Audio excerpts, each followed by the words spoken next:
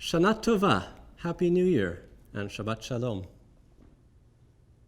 It's great to be together on this Rosh Hashana, together in a new and different way, but the important thing is that we're keeping safe and keeping healthy, right?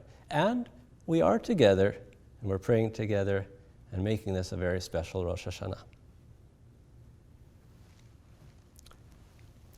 Our story as Jews begins in a tent.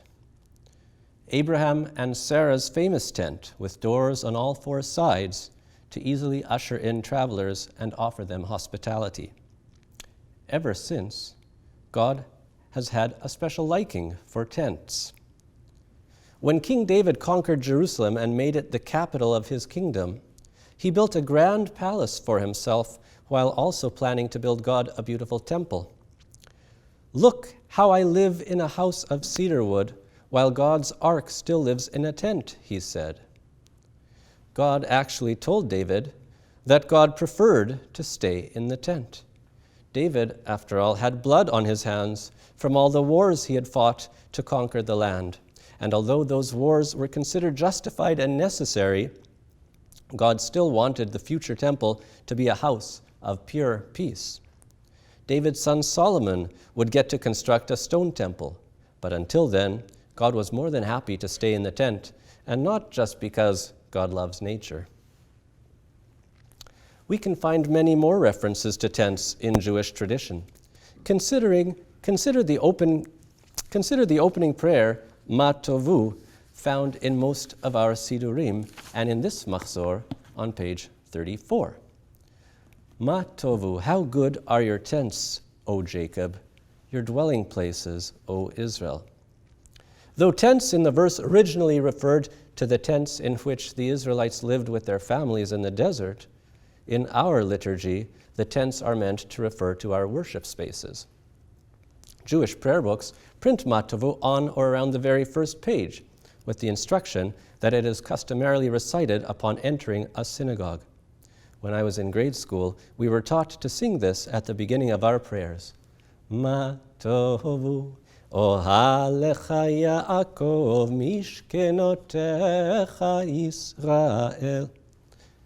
Interestingly, as I grew and my prayer practice developed, I discovered that most traditional people, at least those whom I knew, didn't actually say it. I realized that it's not obligatory, and so I stopped saying it and began only with the obligatory morning blessings.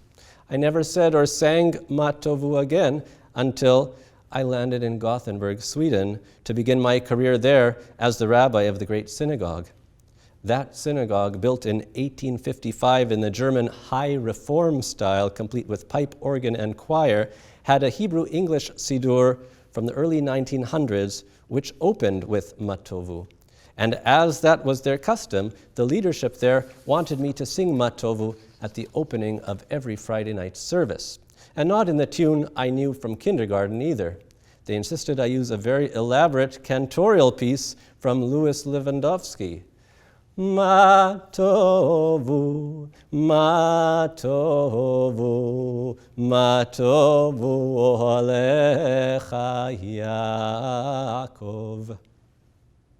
The interesting thing is that the opening verse of the passage for entering the synagogue, Ma Tovu, found in Numbers 24:5, was originally said not by an Israelite, nor by a friend of the Israelites, but rather by a pretty famous anti-Semite named Bil'am. He was a famous practitioner of the dark arts, and Israel's enemy, King Balak of Moab, hired him to curse Israel. This is the famous Bible story you may be familiar with, where God caused Bil'am's donkey to speak and tell him off. Despite God repeatedly instructing Bilam not to do what Balak was asking, Bilam kept trying, and in the end, God turned his curse into a blessing, and he praised Israel, saying, Ma Tovu. Because I find it such a moving lesson, I often relate what our sages explain as the observation which led Bilam to compliment Israel for its tents. Israel, they say, had a unique way of arranging their tents in the desert.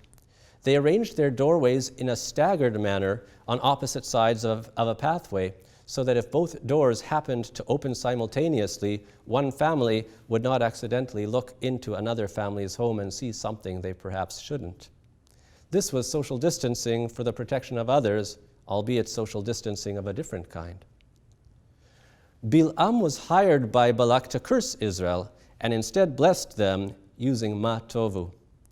According to the biblical description, Balak and Bil'am never actually made contact with Israel. Everything described in the biblical passage, the attempts to curse, the donkey episode, and the eventual blessings, happened completely without Israel's knowledge behind the scenes. And Moses only found out about the incident when God instructed him to record the incident in the Torah. As such, many commentaries ask what the point of the whole episode was. Could God not have let Bilam curse us and just ensure that the curses never came true? To paraphrase the children's rhyme, sticks and stones can break our bones, but curses never hurt us, right?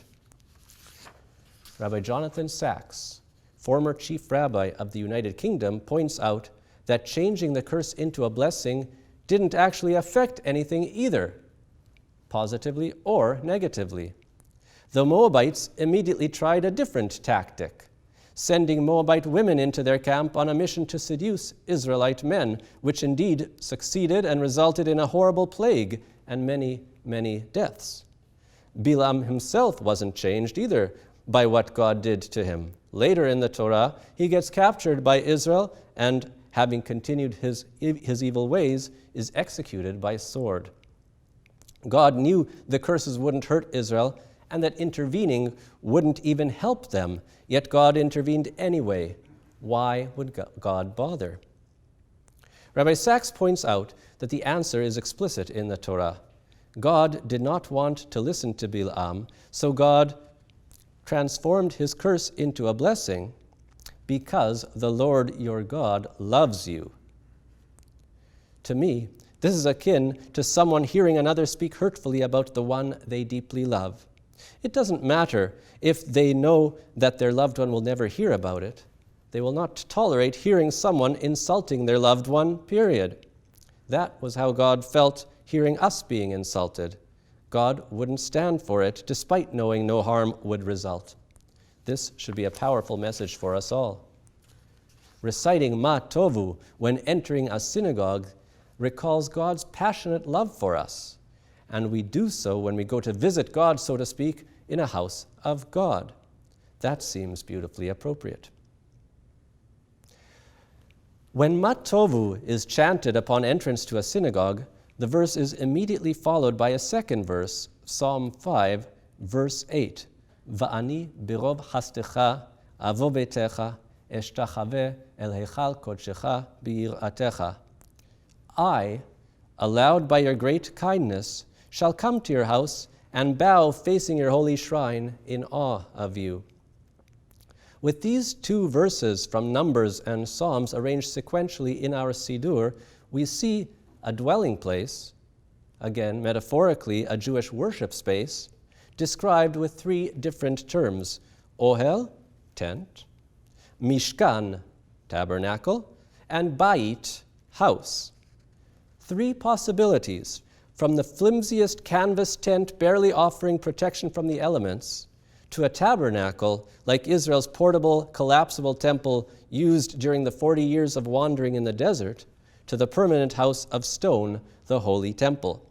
All of these get described by the simple yet meaningful adjective tov, good, which was the word God used to describe the universe at the moment of the completion of creation, Bayar Elohim ki tov.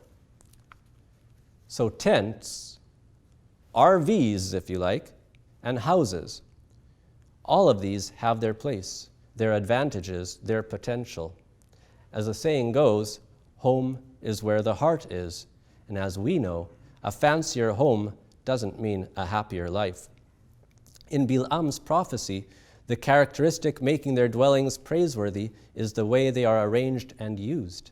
They distanced to protect others.